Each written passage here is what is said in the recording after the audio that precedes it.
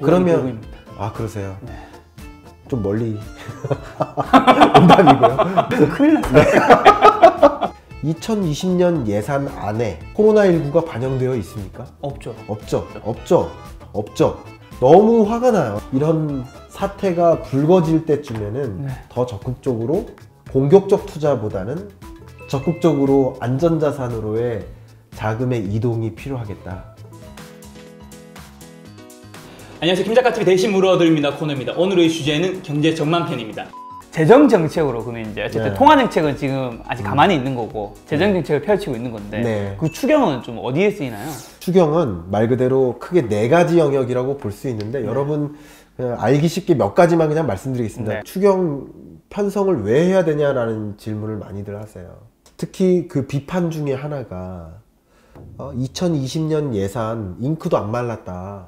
12월 말에 결정됐는데 그쵸. 2020년 예산 512조 원 정도. 네네. 그 예산 짠 지 얼마 안 됐는데 뭐 2월 달에 무슨 추경 논의를 하냐 이런 비판들을 또 하시는데 제가 말씀드릴게요.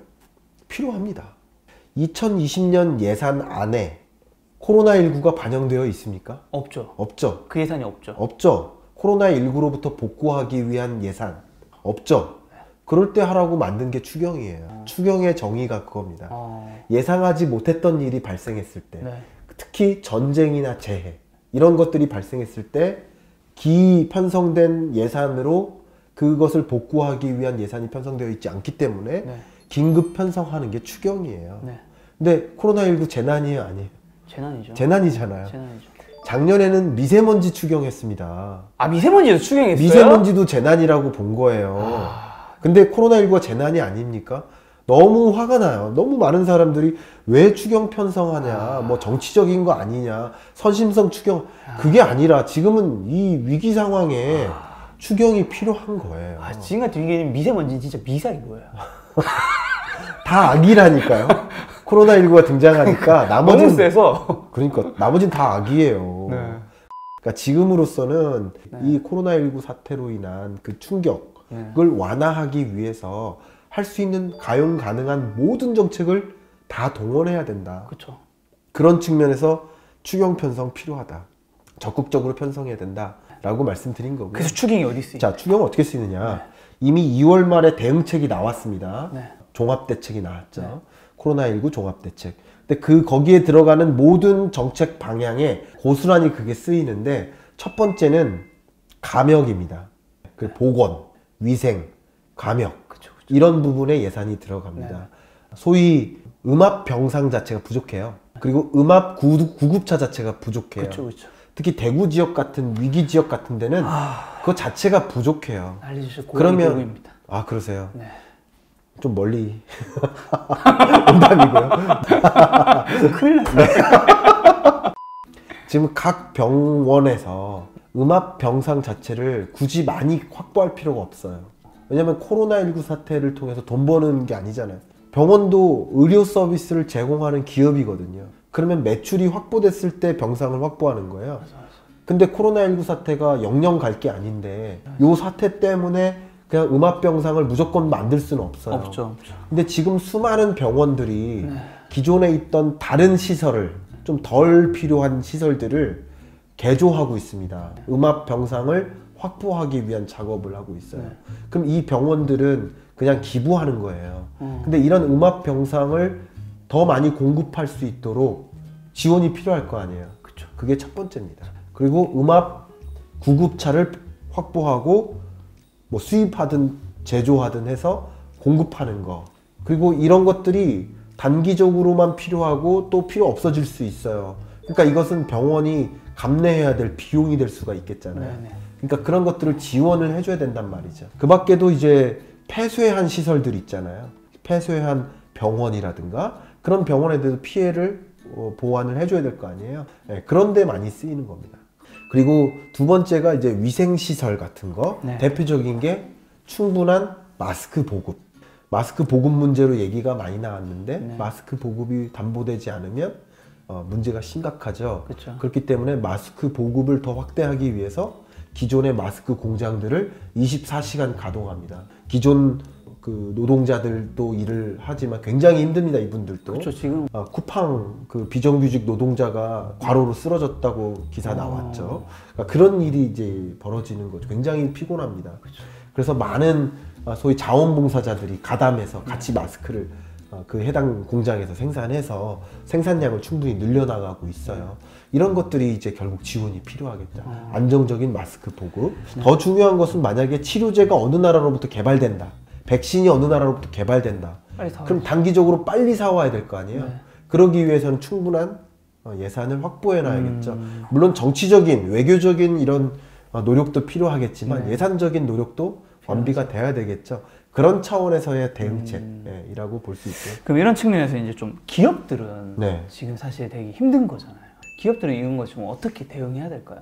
이 여러 대응책 중에 하나가 민생 지원이 있고요. 소상공인 지원 같은 것들이죠. 전통시장 같은 경우는 코로나19에 감염은 되지 않았지만 이미 경제적으로 감염되어 있는 분들이 많아요.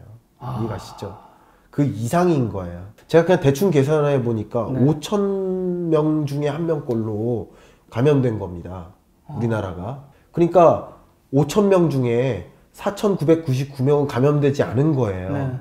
근데 이 나머지도 경제적인 충격이 있기 때문에 이들을 위한 보상도 필요한 거예요. 그 다음 중요한 거, 기업 관점에서 말씀을 하셨으니까 말씀을 드려보면, 이 수많은 경기 부양책 중에 역시 중국이 그랬듯이 우리나라도 대규모 SOC 투자를 진행합니다. 이 SOC는 말 그대로 사회 간접 자본, 인프라죠. 인프라에는 단순한 건설 투자만 들어가는 것이 아니라 통신, 에너지, 수도 다 들어가고요. 중요한 인프라는 아무래도 보건이죠, 보건. 그런 부분에 예산이 집중됩니다. 보건, 감염, 바이러스 이쪽 분야의 전문가들을 더 양성한다든가 그리고 SOC 투자를 또 진척하는 과정에서 기업들이 가져갈 수 있는 여러 수혜들이 있다는 거죠. 이런 정책 방향에 입각해서 적극적인 대응책을 해 나가는 노력이 필요한데, 또 기업 관련 대책 중에 하나가 지금 너무 글로벌 밸류 체인이 중국에 의존적이었다 보니까 우리나라 전체 수출의 한 26% 정도가 중국으로 가거든요. 너무 중국에 편중되어 있으니까 밸류 체인을 분산시켜라. 그래야 위험이 없다. 그 대표적인 예가 삼성전자예요. 애플은 전적으로 중국에 의존해서 실적 조정이 있었지만 상대적으로 삼성전자는 실적 조정이 상대적으로 없었어요. 왜냐면 이미 공장을 다른 나라에 베트남으로 분산시켰기 때문에. 근데 이건 결과적인 얘기지만 이런 것들을 경험하고서 더 그런 걸 뼈저리게 느낄 수 있겠죠. 그러니까 수출 대상국이나 글로벌 밸류체인의 포트폴리오를 다변화해라. 분산해야 되는 거죠. 그렇죠. 예. 그것이 필요하다고 보여지고요. 그래야 일개 국가가 수출 공급 안 하겠다. 작년에 일본이 소재 몇 가지 맞아. 그걸로 막 흔들리고 그랬잖아요. 맞아. 그런 일이 없도록 하기 위해서 다변화해야 됩니다. 그러니까 불화수소도 일본에만 의존하지 않고 스스로 자립화도 해야 되고 다른 나라로부터 조달받을 수 있는 그 경로를 만들어놔야 된다는 것이죠. 그런 것들을 조기에 해놔야 된다. 그런 관점에서 정책적 지원들이 맞물립니다. 그런 정책적 지원들을 활용해서 수출 시장 다변화, 글로벌 밸류 체인의 다변화, 그리고 이런 경기 부양적 SOC 투자 이런 것들을 활용할 필요가 있고요. 한 가지만 더 강조를 할게요. 이게 뭐냐면요, 항상 경제 구조적 변화가 있다라고 말씀을 드려요. 그러니까 작년에 일본의 수출 침략, 수출 제한 조치, 공급 제한 조치를 통해서 우리나라의 경제 구조적 변화가 시작됐어요. 그게 뭐냐면 소재, 부품, 장비 국산화, 자립화. 그러니까 처음으로 시도가 된 거예요. 이건 고질적으로 고민됐던 거예요. 제 기억에는 한 20년 동안 소재와 부품 우리 스스로 갖추자라는 얘기는 이미부터 했는데 이런 일을 겪고 나니까 강제적인, 그렇죠, 더 적극적으로 하자가 된 거예요. 마치 이런 것처럼 많은 기업들, 밖으로 나가 있는 기업들을 우리나라로 데려오자.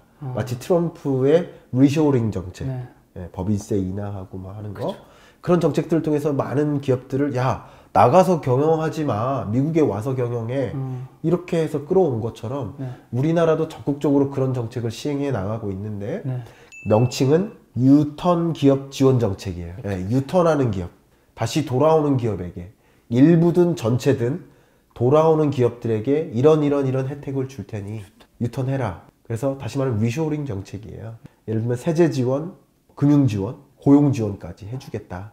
그런 것들 기존에 해주겠다고 했던 노력보다 더 강화하겠다. 그러니까 기업들아 이참에 돌아와라 이거야. 밸류체인이 중국에 의존했던 거 이참에 한국으로 돌아오고 이참에 그 밖에 다른 신흥국으로 포트폴리오를 다변화해라. 이런 정책들이 있습니다. 이런 정책들을 활용하는 기업의 액션들이 필요하다. 물론 정부의 정책이 맞다라는 가정하에서 기업들이 같이 움직여주면 고맙겠다라는 말씀이고, 이게 같이 우리나라가 그런 시스템화에 움직이는 게 필요하겠죠. 이런 정책이 잘못된 게 아니라면. 그렇게 그럼 가게는요? 가게가 사실 우리 방송 보는 분들한테 더 중요한 거잖아요. 네. 그리고 개인들을 좀 어떻게 해야 될까요? 도대체? 이런 이슈가 있었을 때 예를 들면 그렇습니다. 제가 이렇게 말씀드리면 좀 죄송하지만 우리 설 명절 때 코로나19 사태가 이제 좀 얘기가 나오기 시작했었어요. 네네네. 중국은 뭐 이렇게 됐었고, 네네. 그리고 설이 끝나고 각자 자기 위치 돌아갔을 때, 야, 이거 큰일 나는 거 아니야? 이런 생각을 했었죠. 네. 이런 위협적인 요소가 발생한다고 했을 때, 적극적으로 안전자산으로의 자금의 이동이 필요하겠다. 설 명절 때 금을 사셨어야 된다. 금이나 금펀드 같은 거. 지금은요? 지금은 조금 다릅니다. 이슈가. 코로나19 사태의 진전 정도에 따라 차이가 있지만 지금은 굉장히 재밌는 게 금융시장으로부터 다 이탈해요. 너무 혼란스러우니까. 무서우니까. 금도 투자를 하지 않은 거예요. 그냥 현금 수취액이 늘어난 거예요. 그러니까 그런 머니 무브 현상이 있어서 금 가격이 2월 말에 고점을 찍고 조정됐는데, 물론 코로나19 사태가 그냥 점진적으로 확산되는 과정에서는 다시 금 가격이 상승할 수도 있습니다. 이걸 뭐 이렇다 저렇다라고 말씀드린 건 아니지만, 이런 사태가 불거질 때쯤에는 더 적극적으로 공격적 투자보다는 안전적인 그런 투자로 성향을 옮겨가야겠다라는 말씀을 드리고요. 그리고 두 번째, 공격적 투자를 한다 하더라도 특히 코로나19 사태가 종료된다는 그런 신호, 중요한 신호들이 있을 겁니다. 가장 대표적인 게 치료제가 상업화된다. 언제 치료제가 발매된다. 뭐 이런 얘기가 나오면 말 그대로 종료의 시점을 알리는 거예요. 그렇죠. 그럴 때는 이제 V자 반등을 기대해도 됩니다. 그러니까 코로나19 사태로 인해서 코스피가 예를 들어서 뭐 2000을 찍다가 1700까지 깔아앉았으면 다시 돌아올 여지가 높겠죠. 그렇죠. 그렇겠죠? 그러면 그때쯤에 투자 의사 결정을 하시는 게 좋겠다. 지금 성급하게 급등락할 때 하시지는 마시고 종료의 시점에서 좀 중장기적인 투자를 했으면 좋겠다. 근데 이게 참 어려운 게 예를 들면 옛날에 코스피가 제가 기억하기로는 제가 800인가 900대를 본 적이 있었거든요. 그러니까 그때 사면 엄청 많이 먹는 건데 그런 마음을 가지고 있는 거잖아요. 근데 이게 딱 치료제가 개발됐다는 순간은 이미 약간 들어간 시점이 이미 사실 늦을 수도 있잖아요. 저는 차라리 늦었을 때 하는 게 그러니까 저는 이제 공격적 투자 성향이 아니기 때문에 이렇게 말씀드리고요. 공격적 투자 성향이 있는 분들은 안정적 성향으로 바꾸세요라고는 말씀 못 드려요. 저는 공격적 투자 성향을 갖고 계신 분들께는 적절한 코멘트를 잘 못 드립니다. 그 부분은 이제 죄송합니다. 제가 그런 성향이 아니기 때문에 잘 투자의 성향이 다른 거니까. 근데 안정적 투자 성향이 강한 분들은 그런 코로나19의 종료 시점에 하는 게 좋겠고요. 많이들 그런 얘기를 하잖아요. 무릎에 사서 어깨에 팔아라, 그런 얘기를 하잖아요. 그러니까 발에 사서 머리에 파는 게 아니라 불가능하죠. 저는 그런 것이 적절한 투자 의사 결정이라고 보여지고요. 투자 시점과 대상을 파악했으면 좋겠다라는 말씀을 드리는데,